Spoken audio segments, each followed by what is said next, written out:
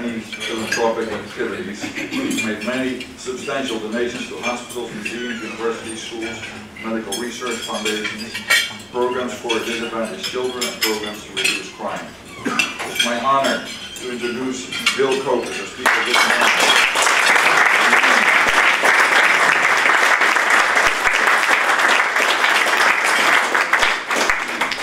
I'm honored to be here. Unfortunately, someone gave you my old resume. I actually sold all my power businesses in 2000. The only way you make money out of alternative energy is you get a big government subsidy and a big or a mandated price. We had 7 power plants. I appreciate the government very much because they made me wealthy. I got to buy a lot of art, and I got to finance the America's Cup campaign, all through government subsidy. So I'm out of that damn business now. I'm in a business where we make real money. And that is, we have some gas drilling. We buy and resell petroleum coke, which is a carbon product from waste product from oil refineries, and sulfur. We process the petroleum coke. We have offices in 100 different, or we do business in 100 different countries, and we have 40 different offices in 40 different countries. Our sales are about between 3 and 4 billion. And our compound annual growth rate since 1984 has been 26% a year. So, but this year we have a bad year. Our profits are down 40% because of all of our customers around the world are down 40%. Aluminum companies, steel companies, power plants, cement plants, etc. Primarily because no one is building much now. But anyway, I know you guys are crying for me, and we'll survive. Mike asked me to give you, I also do some other things now. I'm out of the Crime Commission primarily because we proposed a lot of things to the government of Kansas, some very, very simple things. The problem was they all said they're great ideas, but 4 organizations got into fights over who was going to manage each project. And the bureaucrats all said, well, we want to manage it. We want to have access to it, etc. So we gave up. I mean, bureaucracies really are not run for their own purpose. They're run for the purpose of keeping bureaucrats employed and building empires. So anyway, I've become much, much more libertarian in my old age. But I've done some crazy things. I'm doing some crazy things now. For example, I'm building a western town on my ranch. It's haunted now. I won't tell you who the ghosts are, but I have a few there. We started a school, Oxbridge, which is a nice a bunch of students over here who come from it. We thought we'd do something very unique. We'd start a school in which we put students first. Most schools, students are last, and the parents are treated like mushrooms. You know what a mushroom is? It's something that's kept in the dark and fed manure. The kid, so, you know, most schools are run either for the benefit of the teachers union or for the benefit of of the staff. But our school, we said, all right, we're going to run it for the benefit of the kids, and we're going to put all the money in terms of education and teachers, and not into bricks and mortar, because we were able to get the Jewish Community Center in West Palm Beach at a very good price, and so we said, let's buildings don't teach. What teaches are great teachers. So we now have 450 kids after our 3rd year, and we had 700 applications last year, and we took only 150. So we've got a great start on that. That's very, very proud of that. Well, anyway, Michael, I asked him, what do you want me to talk about? You want me to talk about fake wine? And porn stars that sell fake. I can tell you that another day. He said, no. You want me to talk about the West? No. What I want you to talk about, or you want me to talk about the mistakes that I've made in my life? I actually made a talk to the business school students at the University of Alabama on all the bloody mistakes I made. And I filled up an hour and a half. I only covered a small portion of them. Maybe I'll talk about that another day. During the America's Cup, I used to say to our crew, any mistake is good if three things happen. Number one, you admit it. Number two, you learn from it so you don't do it again. And number three, you don't sink the boat. Last one is most important. But anyway, I don't want to brag about my business because we've had ups and downs and a lot of different things going on there. But I wanted to, and right now the America's Cup is going on. How many of you all are following the America's Cup? Well, a few of you. It says we're not doing a very good job of publicizing it. But I thought I'd talk about that because there's some very, very good examples that come from that. The America's Cup is, first of all, a race of technology, a race of management, a race of teamwork, a race of deviousness and cleverness, and then particularly a race of money, and only lastly is it a sailing boat race, incidentally I should say, because you need to do all those things in order to win. As a matter of fact, there's a guy now, Larry Ellison. You all have heard of Larry Ellison? He has a company called Oracle. You know what Oracle stands for? If you spell it out, O-R, it stands for one rich a-hole called Larry Ellison.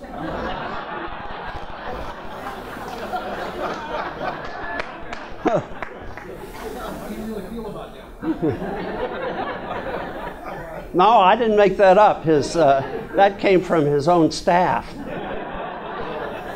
There's another joke about Larry Ellison, which I think is kind of funny. Do you know the difference between Larry Ellison and God? Well, that's pretty close. God doesn't think he's Larry Ellison. I've used that on Donald Trump. I've used it on a few other people. It's a great line. Well, anyway, I thought I'd tell you a little bit about the America's Cup. The Cup was the New York Yacht Club first won the Cup in 1851. Since then, there have been 34, not counting the first race, America's Cups going on right now. I was lucky enough to win I've forgotten which one I won, but I won it in 1992. I think it was the 25th or so. It's the New York Yacht Club held it for 132 years. Have the longest winning streak of any team in the world. And it's the oldest trophy in the world. Now, there's a lot of interesting things on how the New York Yacht Club held it. They held it because they changed the rules every time a faster boat came along. And they were very masterful at buggering the rules. See, the Cup is a winner-take-all game. First, you get the Cup. Secondly, you get to select the venue. Thirdly, you get to select the yacht it's going to be raced in, and then you get to pick the rules if you're the winner, and then you get to pick the umpires. How do you think? So it's a stacked game, and so if you're going to win it, you got to be good enough to overcome all the cheating that the defender does. In fact, we're writing a book on the dirty tricks of the America's Cup. We have written one. I sponsored one on the history of it. I'm doing one on the technology, doing another one on the on the art and the infirmity of the America's Cup. And the last one's going to be on the dirty tricks.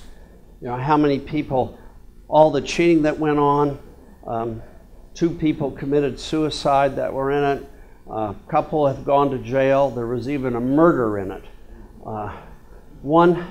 The wife of one of the Gucci brothers hired a hitman to go after her husband, and he was doing the America's Cup for the Italian team. They caught her and put her in jail. She's still in jail now for the rest of her life. But anyway, there's some very interesting stories about all these famous people in it. There's only a few people who made money out of it. Sir Thomas Lipton did. He didn't complain on any cheating that the New York Yacht Club did. He was considered such a fair-minded gentleman, even though he did it 5 times and lost all 5 times. The New York City of New York, if you could believe this, gave him a loving cup, great big gold loving cup, because he was so fair-minded and such a gentleman. But Thomas Lipton at that time, he became a very big hero in the United States, but he was introducing Lipton tea into the United States at the same time. So he was very, very clever. Ted Turner made money out of it because he became an American hero, and then he raised the money. That allowed him to raise the money to start CNN. Then there's another guy, Bertatelli, sold his company. By the way, his company extracted proteins and hormones from nuns' urine. And he had a big company, sold his company for a multi-billion dollars, but he put the cup up for auction and got a huge grant from the Spanish government of $250 million, and that dropped to his bottom line. They also let him build a factory there, helped him fund a factory, so that helped him sell the company. The rest of us who've done it are somewhat poorer than we were before. I spent $70 million on the damn thing. My competitor spent $236 million on it.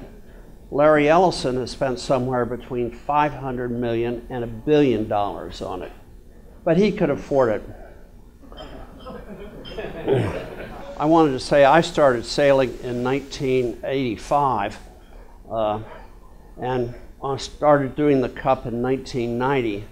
So I really had only 6 years or 5 years of sailing before I got into the cup.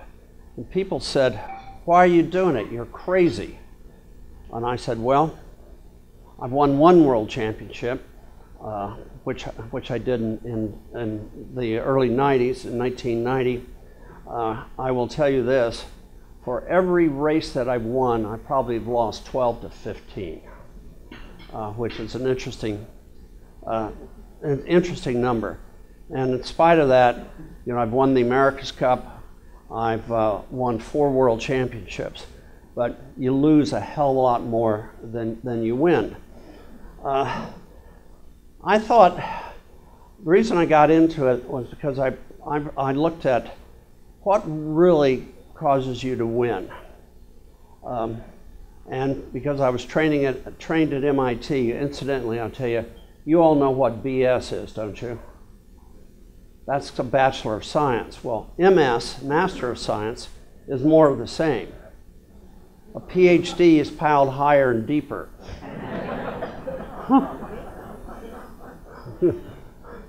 Well, anyway, at MIT I learned 2 essential things. You know, I can't write a differential equation now. I can't even do a chemistry equation anymore. But the 2 things I learned that were absolutely fantastic, that really has stuck with me. The first is, the most important thing, is to separate perception from reality. Concentrate on reality. Ignore the perception, which is oftentimes tough. Each time I've invested in perception, I've lost my butt. Where I made money is concentrating on the reality, totally ignoring the perception. We've named our company Oxbow Carbon. You know, carbon's a 4-letter word now, but we've made a lot of money off of that. The second thing I learned was how to put a team together. When I first went to MIT, I wanted to play basketball.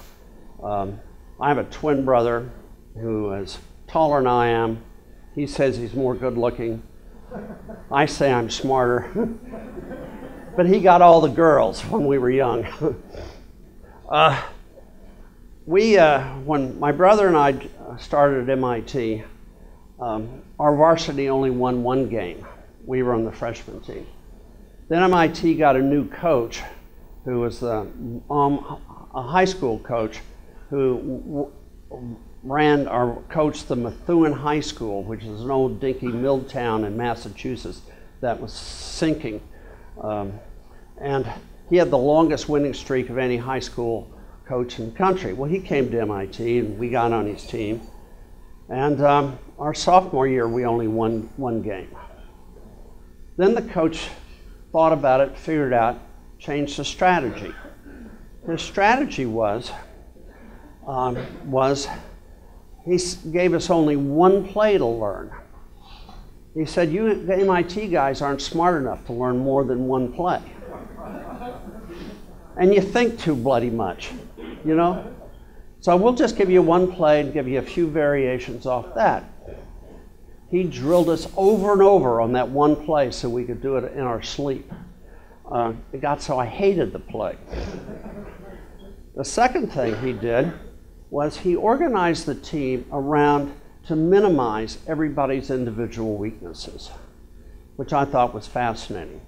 None of us could have made any other varsity or any intramural team in any other college because we were all just nerds, except for my twin brother. You know, if a guy couldn't dribble, he said, okay, your job is to get rebounds. You don't have to be a big shot. If you all score, we're going to try to lose. We'll lose. Only the good shooters shot a score if you got an easy shot. The rest of you do your job, get the rebounds, set up plays, etc. He organized that all around. Junior year, we won half our games. Our senior year, we had the longest winning streak in the nation. Least points scored against us. That to me was an incredible lesson. What you could do with a team that has some talent, but a lot of minimal talent. What teamwork can do for you. So I looked at it and I said, all right, I developed, because I was racing in a bunch of world championships, I wanted to get the biggest boat I can. You know, my boat is bigger than your boat. I got a 90-foot boat, raced it, came in second in a lot of world championships. Oh, this is crazy. So I set up a research project at MIT on what makes a boat go fast. And then when we won the world championship of this boat, all the America's Cup winners tried to come to me and said, we want your technology. Because we won almost every bloody race with it, because we were 2% faster than everybody else. And Dennis Conner came, you know who Dennis Conner is, won the America's Cup 3 times, came and said, Bill, I want your technology. And I said, fine, what else do you want? He said, I want your money too. And then I said, well, what do I get out of this? And he said, well, you could have breakfast with the crew. I said, God, why should I finance his ego trip? I'll finance my own. So I studied every bloody race that there was in the America's Cup in the past, boiled it down to winning to 3 extremely simple principles. When I told these to Ted Turner, he just laughed at me. He said, you're crazy, you'll never win. What the principles are, only a fast boat wins. Slow boats don't win. I thought that was self-evident, but Ted Turner said, give me a slower boat, I'll outsail the other SOB. You know, macho. The other thing is, the team that wins is the one that makes the fewer mistakes. Fewer mistakes, not the one that sailed the most brilliantly. Actually, the tactics in the America's Cup are incredibly simple. Get in front of the other guy and stay between him and the finish. Very simple, you know? You don't have to predict the wind. You don't have to do anything. You don't have to have all these fancy maneuvers. You just have to make no mistakes and get in front of the other guy. Then the third thing, which I thought was very simple, you do everything well. You fix the boat at night. You fix the sails. You clean the barnacles off the boat. You get a cook that is very reliable, so she won't give the crew diarrhea during a race. All that stuff is incredibly simple. And everybody thought I was crazy because the perception at the time was what you had to do was, first of all, hire a rock star skipper. Then the second thing you had to do was had to hire a fantastic yacht designer. Well, I found out yacht designers are 3/4 artists and maybe 1/4 scientists. They design a boat that looks fast, that feels fast. I didn't care how the boat looked or how it felt. I cared about how fast it actually was going through the water.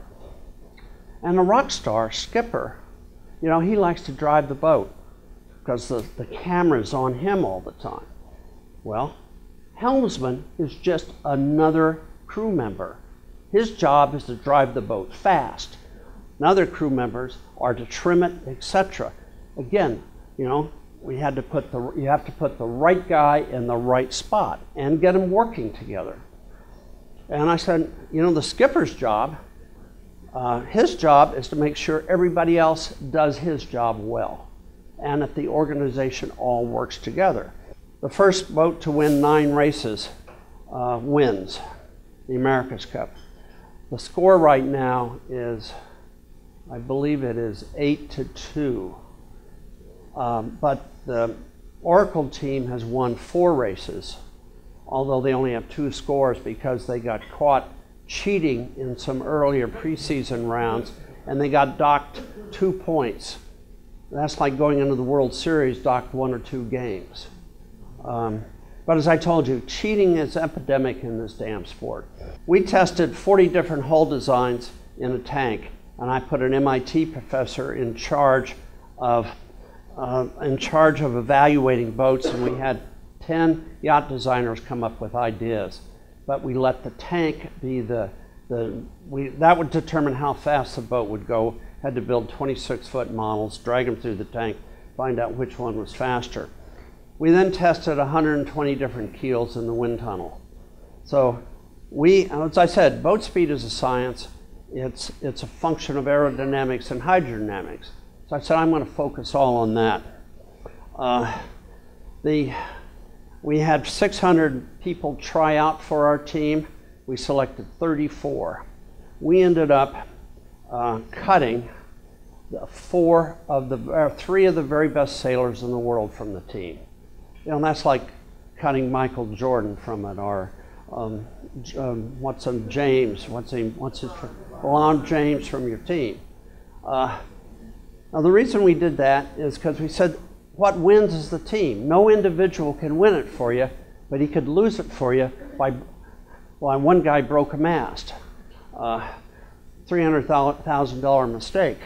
We even put 2 guys who had never sailed before on the boat and the final team because it was far easier to train someone to be a good sailor than it is to take a superstar and train him to be a good team player with a good attitude.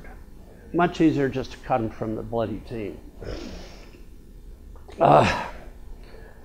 We had crew meetings every day. And in that time period, 18 months, we sailed probably 350 days. We sailed on Saturday and Sunday. We sailed on New Year's Day. We only took 4 days off at Thanksgiving and 1 day off at Christmas. Some of the crew, would work out every morning, 6 days a week from 6 to about 8. 2 hours of workout every day. Muscle training, the whole works, aerobic training. And some of the guys got complaining about that. I said, well, are you dedicated or not? If You're going to be dedicated, you want to be on the team, that's what you got to do. Dennis Conner used to say, you got to be committed to the commitment. The crew would say, you should be committed for being committed to the commitment.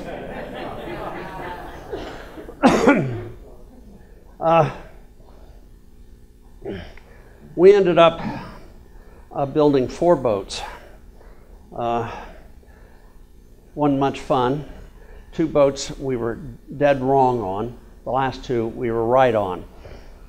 In fact, there was a World Series championship a year before the Cup.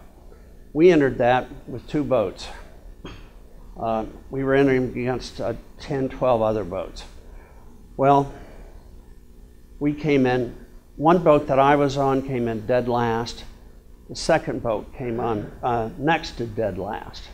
Our crew was incredibly demoralized. And I looked at it and said, guys, you know, I think this is great. They said, why? I said, look, we found out what not to do. We found out also what we have to do to win. You know, we made a bunch of mistakes, now we're not going to make them again. We know what we have to do to get a fast boat. We know how we have to make sure the boats don't break during the race, etc. Well, so we spent the next 6 months solving all those problems. In fact, I would say during one period of time, I'll tell you this funny little story, the press was really mocking me because they said, here's an amateur going up against the very best sailors in the world. It's like someone going into the ring with Mike Tyson. They called me a buffoon, a hick from Kansas, a nerd, every bloody thing you could think of. And the press was rolling in it. One guy said I should get off the boat. And finally one day, you know, I came down into my into a crew meeting. And by the way, those crew meetings were very important, but I'll tell you why in a minute. I put a bullseye on my back. I said, you guys are lucky. And they said, why? I said, because you have me to take all the arrows from all the press and turn around and show them my bullseye. Then I said to you, guys, I know, I'm just an amateur sailor, but I'm on this boat for 3 reasons. I'll tell you what they are. Reason number 1 is I'm paying for everything. I'm going to do what I damn well please. It's better to be blunt and honest, you know. Secondly, I'm not the worst sailor in the world because I've won 1 championship. I'm not the best. A lot of you are better than I. And that's true. But, as I said, I'm paying all the money. Third reason is, if I'm on the boat, I can see what's going on. And I'll tell you a funny little story about that. There was a Texas Ranger, or there was a Mexican bandit who in the 1800s robbed about 5, 6 banks in Texas. So they couldn't catch him. So the Rangers sent their very best tracker, very best ranger after him. After 6 months, he finally caught him in his hometown. And he handcuffed the bandit to a tree. The bandit could only speak a little English. He would, you know, say, hold up, hands up, give me your money, fill up this bag. That's all he could say. Well, so the ranger went into the local village, found a banker, head of a bank, who had gone to the Harvard Business School, and said, would you come out and translate? He said, sure. Brought the banker out, said, ask the bandit his name. Ask him. He said, his name's Jose. Ask him where he hid the money. The banker asked him, and Jose shakes his head. Then the ranger, he said, Jose's not going to tell you. Then the ranger pulls out his .44, sticks it in the bandit's ear, and says, now ask the blankety blank SOB where the money is. I'm going to blow his brains all over. The banker translated that to Jose. Jose started crying, said, I had to steal to keep my family in survived. I have all these, I have my father, my mother, my grandfather, 8 kids, etc., etc. And I just, I hid the money in the town well, and don't kill me. Then the banker looked up at the Texas Ranger with tears in his eyes and said, "Jose says he's not afraid to die."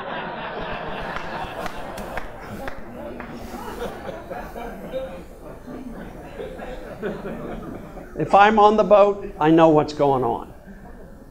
And I don't need interpreters. Everybody that we found that was on our team had some sort of hidden agenda. That's natural. We even had one guy who was making sales. That was his business, and we recruited him for it. But he wanted to put his sales on our boat, because if we won, you know, he'd get the glory from it, help his business. We found him one day sneaking, putting other, we told him to put the Sobstead sail on. He said no, or he said, okay, I'll put that on. Then all of a sudden, his sail, the North sail, shows up on the boat. Well, that's natural. One person wanted to do a round the world race. So she was writing a report about how to do the round the world, raise money for it. I said, God, guys, this is getting back to the meetings. Every day I had to tell the crew, we're here for one reason only. That's to win the cup. We're going to win it within the rules. But if you guys have another agenda, you either put that down at the bottom of the priority, you get out of here. Because otherwise, we're going to lose. We have to all be focused on the same thing. I had to say that every bloody day. Guys, if we focus and if we have a fast boat and we work together as a team, we're going to win. Well, anyway, I'll tell you another couple of things and I'll get on to another subject. When we had to eliminate Dennis Conner from the competition, he had spent only $25 million. We had spent 70, and our crew was screwing up. We were in the finals of the elimination of the 2 defenders on see who was going to get into the cup, and we had some crew bickering going on. We lost 3 races, so I decided to have what we have in Kansas is a come to Jesus talk with the crew. And the next morning, I should also say, I was sailing for the San Diego Yacht Club. Those guys, though, the San Diego Yacht Club was so prestigious that they said they would only give us and me a temporary membership so we could be members, and then when the cup was over, we would not be members.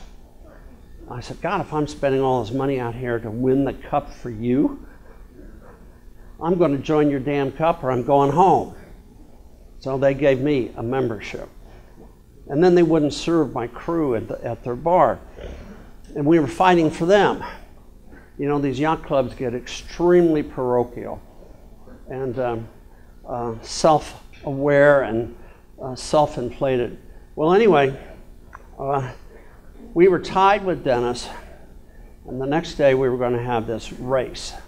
That was going to, you know, it wasn't the final race, but it was close to it. Well, at 4 in the morning, I woke up, because there was a pep rally on my front lawn for Dennis Conner, right under my bedroom window. They woke me up. Dennis lived about a half a mile up the road from me. And I had a big sculpture on there, a big Botero sculpture with, you know, huge breasts sticking out. They put a brassiere on her and said, "Go Dennis." Well, anyway, so I went into the crew meeting in not a very good mood.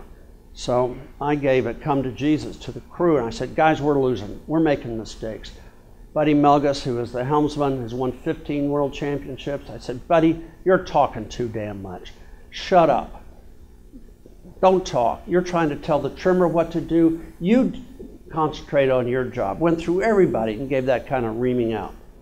Well, we went out on the water. There was dead silence.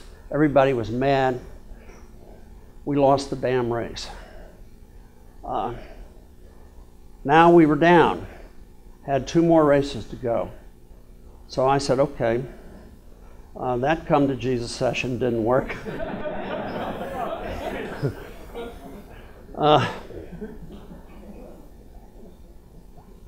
So I invited our after guard, which is the four guys, the tactician, who's like the quarterback, the helmsman, Buddy Melgus, who was 61 years old at the time, our tactician, and our navigator.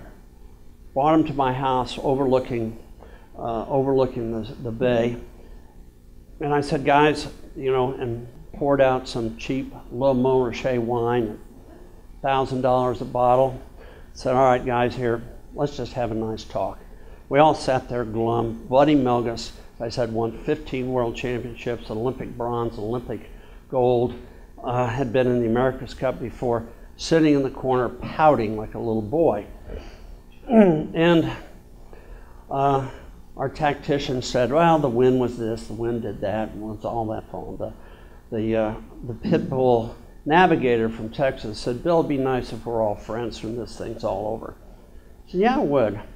And then finally, so I was very quiet. I said, I can't give any more come to Jesus speeches. So Buddy then spoke up after about 15 minutes of pouting. He said, the reason I had a cob up my rear end, he was from Zenda, Wisconsin. He says, you can't see the end of it's not the end of the world, but you could see it from there. He also says it's so small, the local hooker is still a virgin. But anyway, Buddy said, the reason I had a cob up my rear end is because Bill told me I couldn't talk, and he was yelling at me, and he said, no one's ever done that before. But he said, looked at it and said, I got uptight. I made these 5 or 6 mistakes. It's my fault. Let's all get together as a team, go out and win. The next day, we beat Dennis 3 straight races. Wasn't even close. Then the America's Cup, we won. Actually. You had to win 4. We won 4-1. And one race we lost, I was going to have another come to Jesus talk. But then Buddy, and the next morning, but I had filmed it and did all kinds of things. And Buddy came in and said, Bill, I'd like to start off. I said, no, Buddy, it's my meeting. He said, no, it's mine. He and I argued for a while. Then I said, okay, why do you want to talk, Buddy? He said, because I made 20 of the 25 mistakes. I said, okay, Buddy, it's your meeting. But I found that if a man like Buddy Melgus, who's, Mr. Sailing, could put his ego below the ego of the boat, then we had a really good chance of winning. We used to say, if we win, everybody's a hero. If we all try to be a hero, we're all going to lose. Well, after that was over, I gave a whole bunch of speeches about it. I'll even say I got so damn many speeches requests that I was spending all my time talking, and so I finally said I'm going to start charging. I charged $1,000, then $2,000, then I finally got it up to $25,000 for a speech. Then I had 3 customers. One was Bell South, one was the Air Force Academy, and one was a high-tech company. Then I had no ones after that. I priced myself out of the market. But I'll tell you something about the women's team, which is a very interesting management issue. Everybody wanted me to come back and do the America's Cup, and I said, why should I? The only place I have to go is down or sideways at very best, because I was unique. I won it on my first try. The odds of winning the America's Cup are only 1 in 7. Pretty damn lousy odds. But I did it. I figured out my odds were much better because I approached it completely different than the perception and from reality. So, but no one wanted to pay me for all my equipment and things, so I finally said, all right, I think I'll have a little fun with this. I could jazz it all up by making an all-women's team. And I decided on the all-women's team because we had one crew member, Dawn Riley, who did her job on the boat better than any man did. She was terrific. There's some funny stories about her, but because there are young people in the room, I won't tell them. But she's quite a character. So we recruited 35 outstanding women athletes. Our coaches at the time that I set up said, well, we can't have any older women because this is really a physical game. So we got to train these women and get them to be really strong. So we put them through the same physical fitness program that we did. We had all different varieties. So we had 3 Olympic rowers. We had a couple of Olympic sailors. We had one woman who was an Olympic weightlifter. She was 220 pounds, 5'6", had 3% body fat on her. We called her the Brick. She called her husband the bricklayer.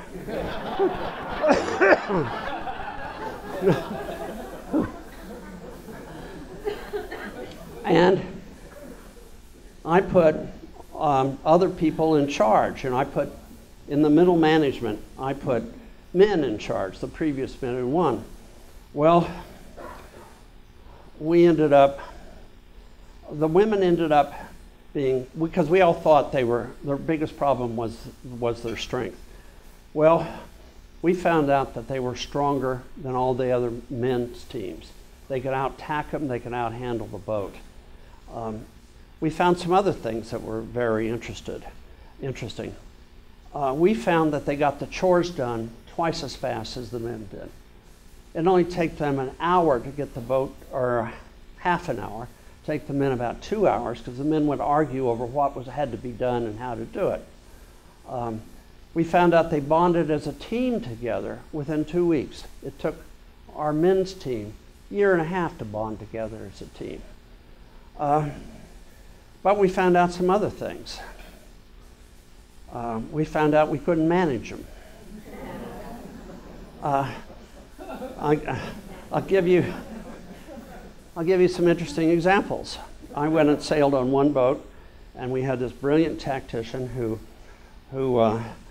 had won a silver medal in the Olympics.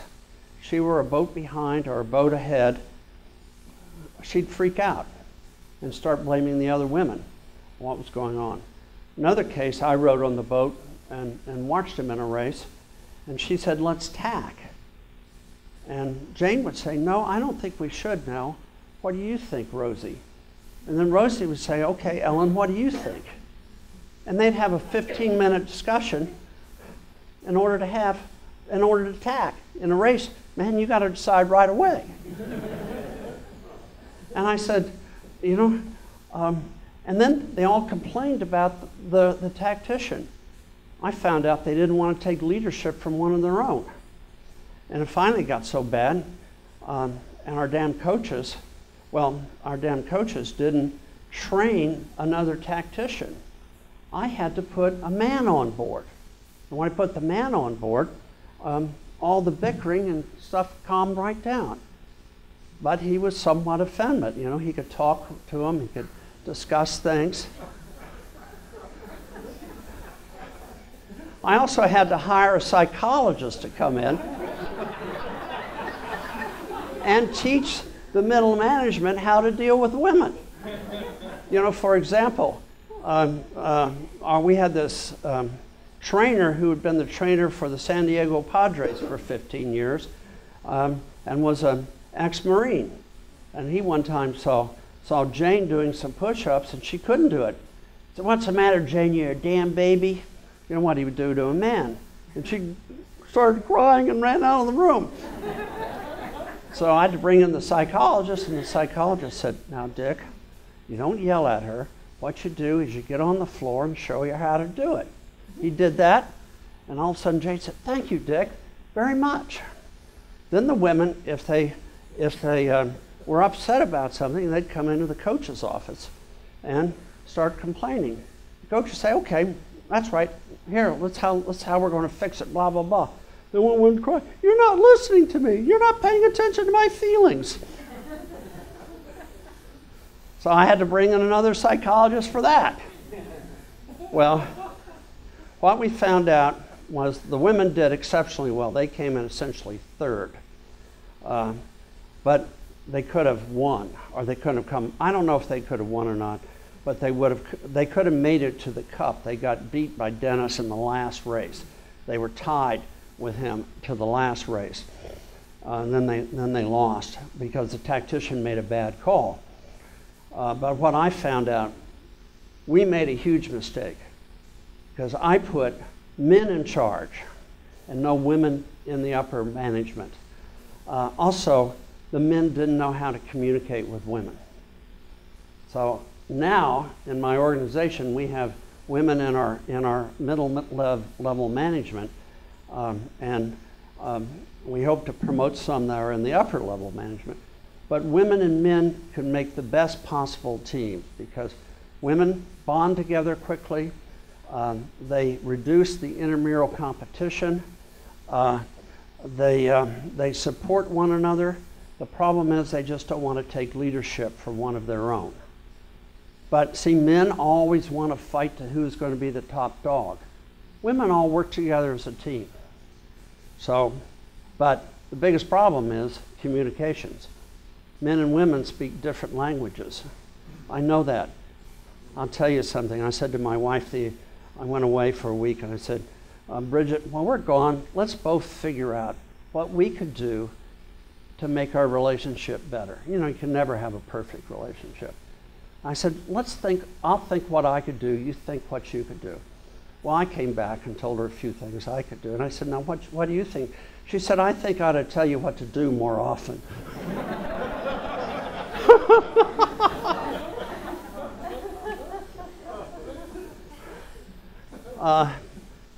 I'll tell you, can I be a little naughty? Yeah. Are you guys all right? You women all right? People now ask me, what was it like winning the America's Cup? And I apologize to you students. My wife, I'm glad she's not here. They ask me, what's it like winning the America's Cup? My answer now is, it's like having 1,000 orgasms all at once. Now I wish I'd saved a bunch.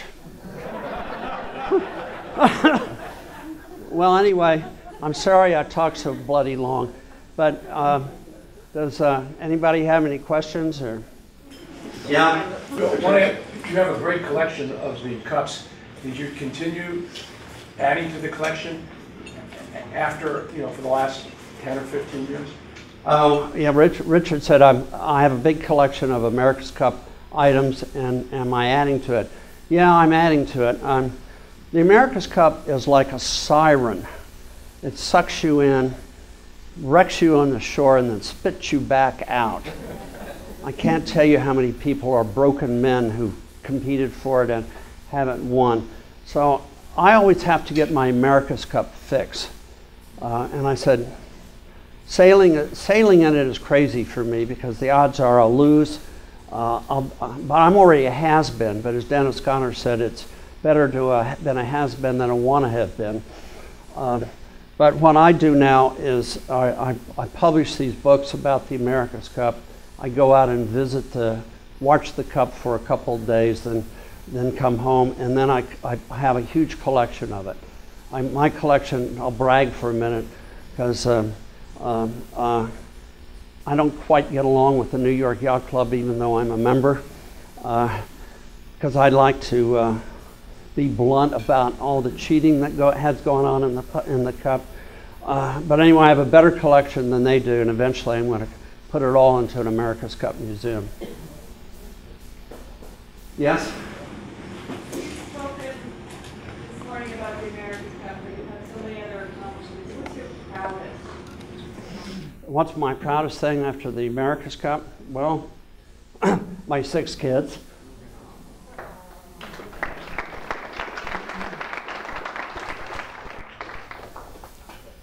Thank you very much.